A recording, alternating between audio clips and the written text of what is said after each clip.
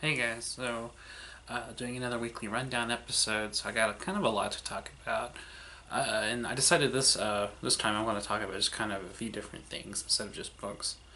I will be doing discussions on books, but I'm also going to be talking about some movies as well. And I decided to, in the future, when I do weekly rundown episodes, they'll be more just kind of general focused, just different aspects of different entertainment, whether it be movies, books, music, whatever. So just things that I would recommend, things that I enjoy, and things that I've been reading or listening to or watching. That'll be the focus from here on. So that said, I got a lot to talk about, so I'm just going to jump into it, okay? So on the book side of it, we have first up a novel called Tipping the Velvet by Sarah Waters. This is a very interesting novel. It's written like a Victorian novel in very Victorian language and very formal. It reads very much like something in that vein. With the exception of its subject matter is a little different for Victorian literature. It's actually a lesbian love story, which is something that is kind of more unusual for Victorian stuff. And it kind of has more of a postmodern meta quality to it. It's very playful in its structure and how it kind of plays on Victorian tropes and things like that.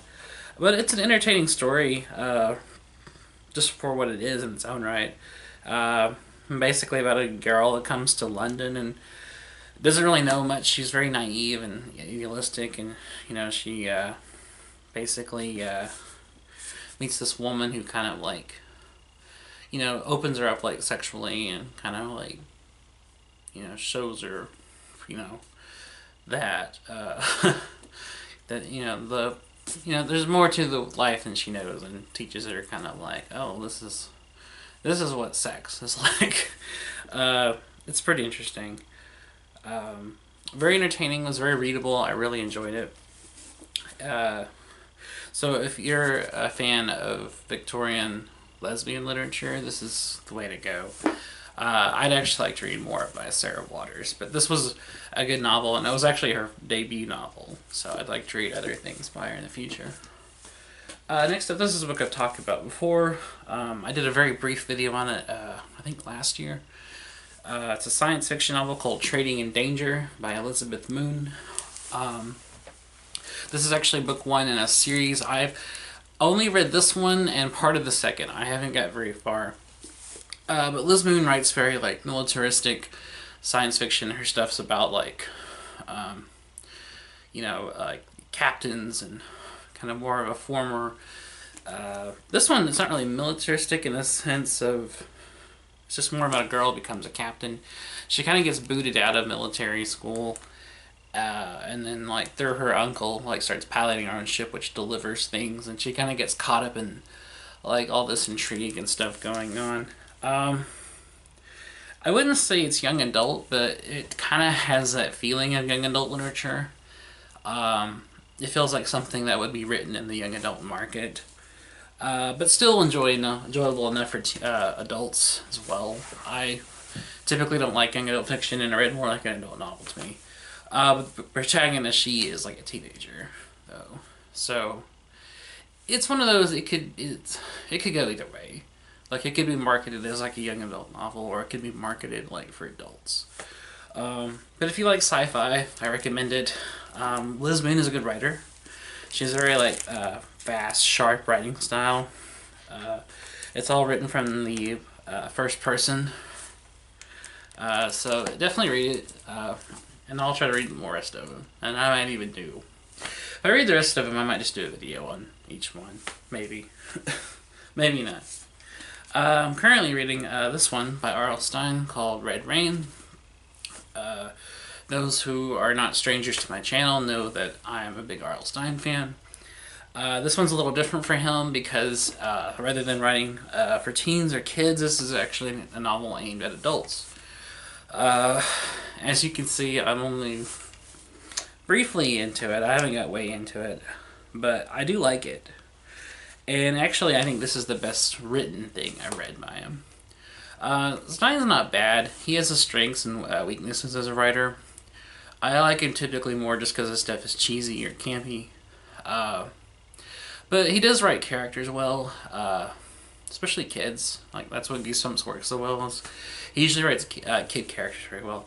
But this one, like, the writing itself is actually very good. Like, this actually feels very crafted. It feels very developed. It doesn't feel it doesn't feel cheesy or kind of like underdeveloped or kind of badly written like some of the stuff for younger readers. And that's good because the premise is promising too. About a woman who she goes off to an island and barely survives like this huge hurricane, and she sees like these two like mysterious twin children there, and then she takes them back home and adopts them, and they turn out to be scary, creepy kids. So I like that idea. That's a cool premise, and so far Stein has been delivering on building up atmosphere, building up tension, through unusually good prose for him.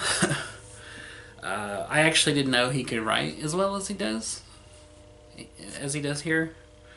Like all this time reading like stuff he's written for kids and for like teenagers hasn't prepared me for like what he can do when he's writing for like a grown-up audience. But I definitely like it. I'm looking forward to finishing it and seeing where it goes. Okay, so this is the main book I wanted to talk about, and I'm also concurrently reading it with the Stein book. It's called Rip It Up and Start Again, Post-Punk 1978 to 1984. It's by a music journalist named Simon Reynolds, and it is what the title says it is. It's a whole like overview of like the post-punk scene, mainly on the British perspective of it. It talks about talks about like the origins of punk music, where punk rock came from, its influences, how it developed, the main artists that were playing it, kind of the rise and fall of it, and from the ashes of it kind of rise these post-punk bands doing new and unusual things, kind of taking that sound and elevating it, and also broadening its ideas, broadening its approach. It's kind of taking the ideas and concepts and expanding on them, improving on them. It basically, post-punk was like, we're going to take kind of the initial idea of challenging the status quo, but instead of making it angry and aimless, we're actually going to put it into intelligent direction. We're going to put it into an articulate discontent with the status quo, and we're trying to push things forward. We're trying to push boundaries. And that's interesting, and the way like he so passionately writes about this topic makes it very interesting. I've already been a fan of post-punk music for a while. I got into it like years ago when I was in high school, through listening to bands like Talking Heads, Joy Division, New Order, who else? The Buzzcocks, Magazine, bands like that. They got me into that sound, and I would read a little bit about it, but I didn't like get as immersed into it. But this book, even though I'm fairly early in as well, it's already gone into a lot of depth about the topic. It's gone into a lot of depth about the various scenes, the musicians in the scenes, the record labels, the ideologies that they were pushing forward and trying to develop. It talks a lot about specific bands, like it talks about how John Linden went from being the singer of the Pistols as Johnny Rotten to performing as himself with Public Image Limited, their ideas and influences, how they wanted to create like a whole entirely post-punk sound of their own that was very experimental and drew upon like average rock, but experimental music. It drew upon like reggae. It kind of like took all these different sounds and made it a completely different thing with it.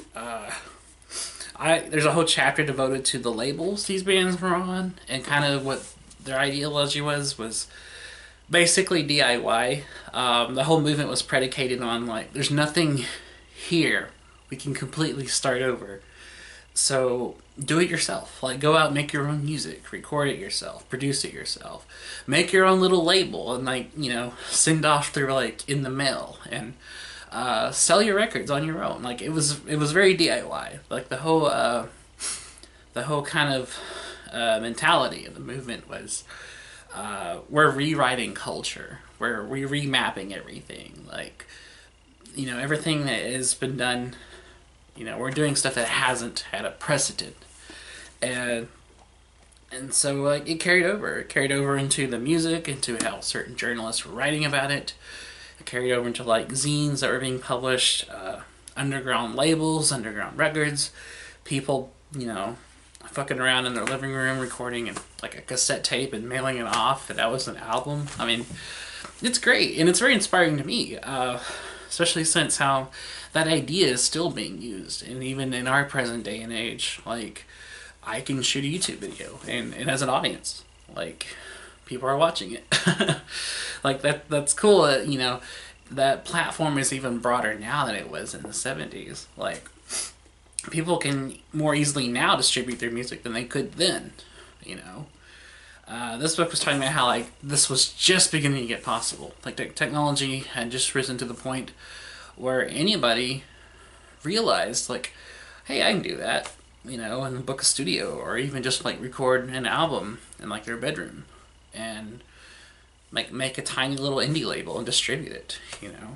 It's very interesting. But the title is very fitting in the fact that it is ripping up, preceding everything and starting over, just rewriting everything, and that's fantastic.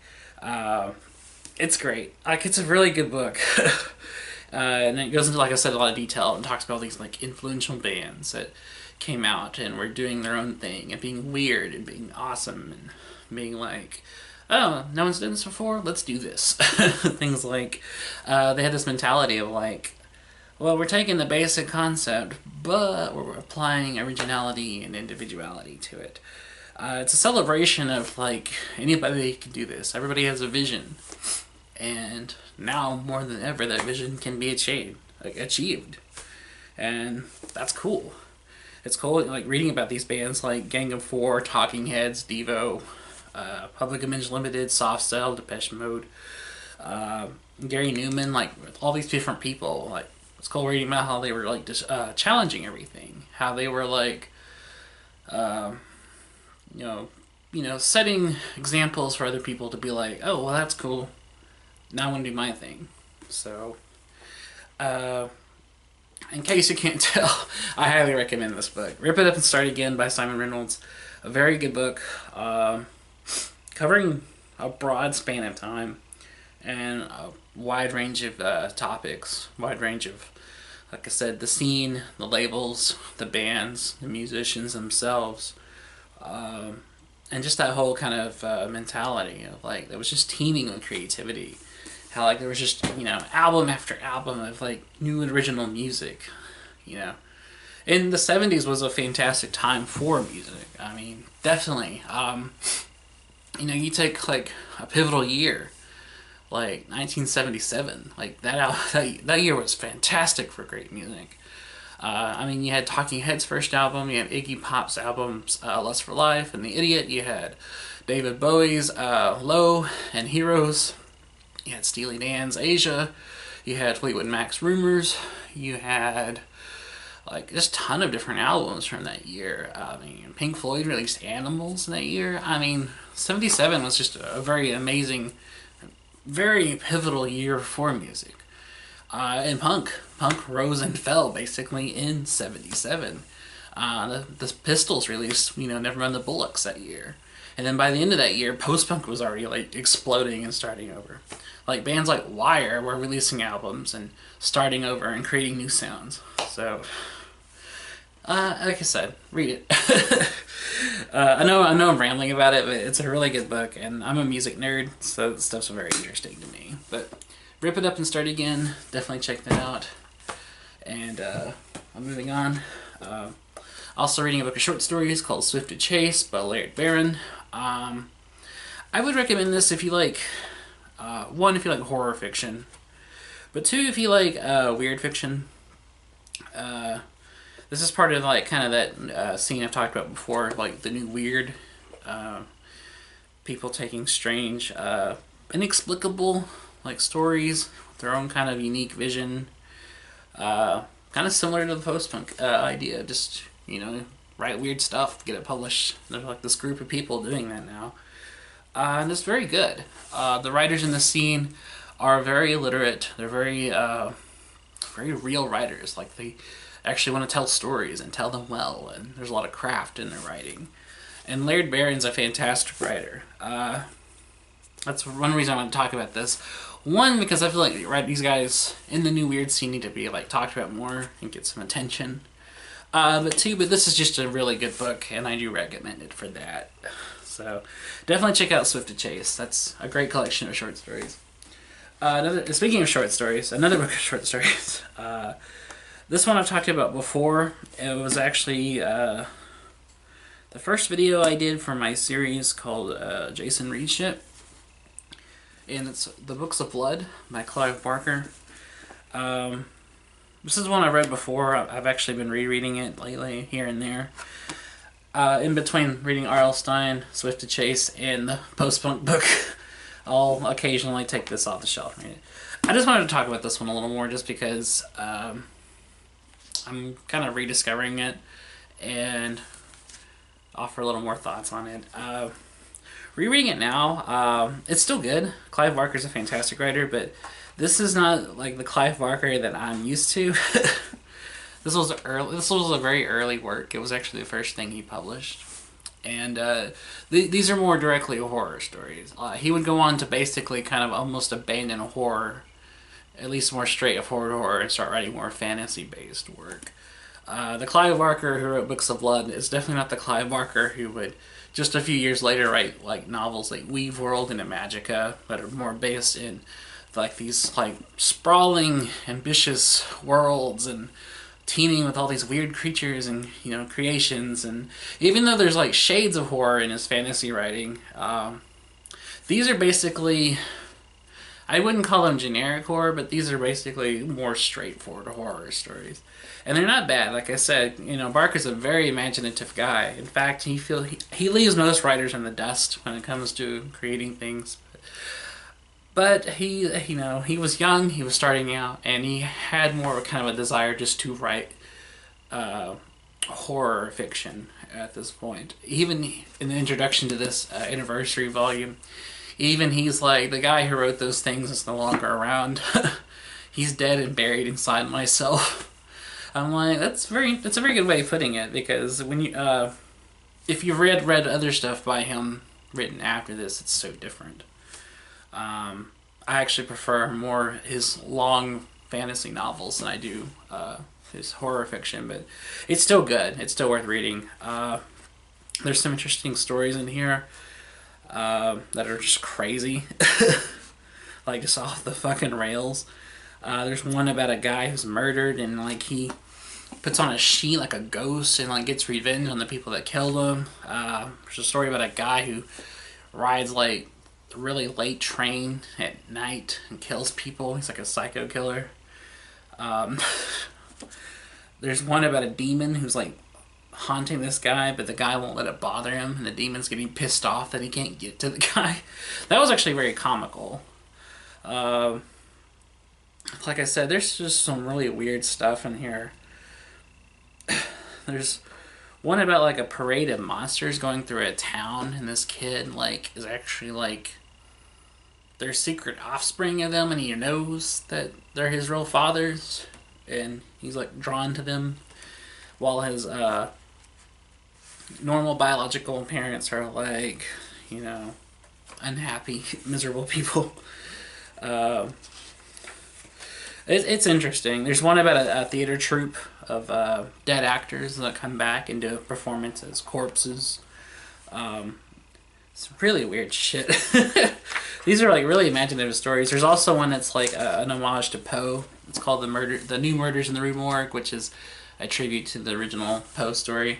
But definitely read the Books of Blood. It's not bad. And I kind of wanted to give this a more proper review, because looking back at that video I did, it was only like 3 or 4 minutes, and I didn't really like go into it as much. or even really kind of describe Barker the craft. But for those who don't know, Clive Barker is a filmmaker and a painter, obviously a writer. He's very creative. He does very imaginative and really complex and strange things. Like he's very unique. Like I don't see anybody doing what he does. And his fiction is just teeming with imagination. He creates very weird, imaginative scenarios and very fantastic worlds that are very detailed, and they feel very like complete and whole. Like it feels like all this stuff just naturally flows out of him. Like he is just constantly imagining things and inventing things, and like you're only getting like a glimpse of what's going on in his mind. Even in these stories, there's a lot of life and breath to the creatures and monsters described.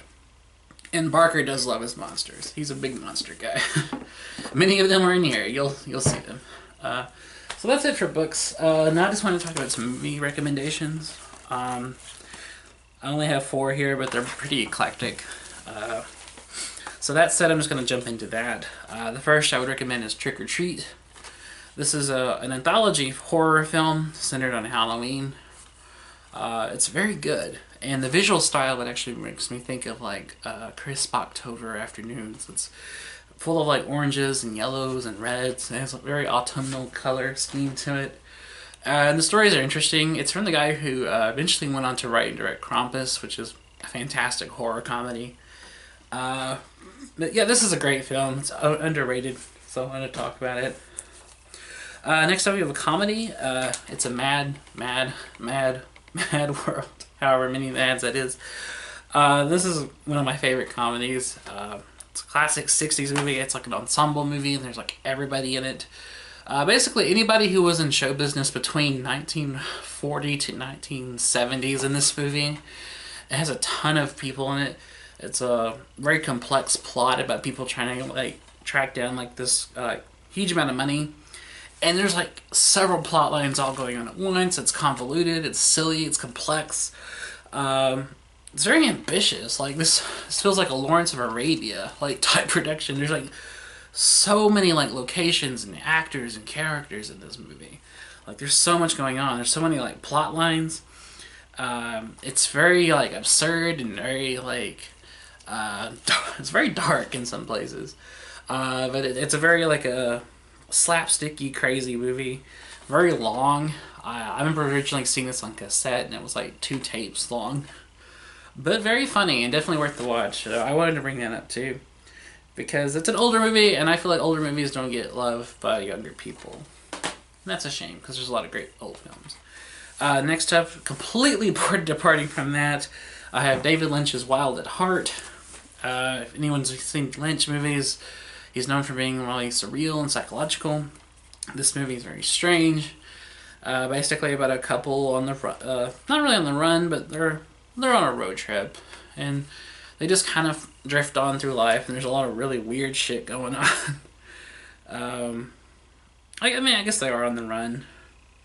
I think he's like a criminal, and he like drags her into his like world, and I don't know. I don't want to like give anything away, but it's a great movie, and I don't really hear anyone talk about it. So definitely check out Wild at Heart. Excellent movie. And then lastly, I have another one of my favorite comedies, Napoleon Dynamite. So I'm not familiar with how popular this movie is, but I really like it. I've seen it dozens of times, and I like the kind of dry, just mundane approach to it. It has a very like calm, monotone, but very realistic kind of humor to it. Like it feels like the stuff people actually say to each other. It's a little absurdist, but it's mostly very deadpan humor. It's very kind of almost anti-comedy in a way.